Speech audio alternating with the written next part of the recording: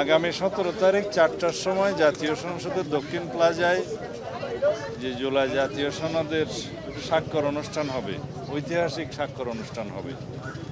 তার আগে মাননীয় প্রধান উপদেষ্টা আশ্বস্ত হতে চেয়েছিলেন বিভিন্ন বিষয়ে, এবং উনি আহ্বান জানিয়েছেন যাতে সবাই অংশগ্রহণ করে এবং এটাকে একটা ঐতিহাসিক দলিল হিসাবে আমরা সংরক্ষণ করি, স্বাক্ষর করি।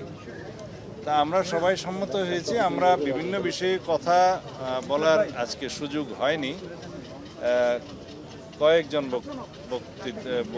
বক্তব্য রেখেছেন, সব দল অংশগ্রহণ করে নেয় বক্তব্য।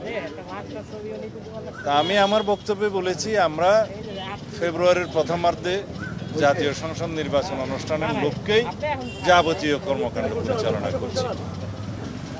জুলাই জাতীয় সনদ প্রণয়ন হোক, অন্যান্য কর্মকাণ্ড হোক, সব কিছুর লক্ষ্য হবে আগামী ফেব্রুয়ারির প্রথমার্ধে জাতীয় সংসদ নির্বাচন অনুষ্ঠান করা, সুষ্ঠু, নিরপেক্ষ এবং একটা বিশ্বের মধ্যে যাতে স্বীকৃত হয় সেরকম একটা ক্রেডিবল ইলেকশন করা। এখন সেটা করার লক্ষ্যে আমরা জুলাই জাতীয় সনদ যেটার প্রণয়ন করছি তার সাথে সম্পর্ক কী? আমি মনে করি জুলাই জাতীয় সনদের সাথে নির্বাচন অনুষ্ঠানের কোনো সম্পর্ক নাই।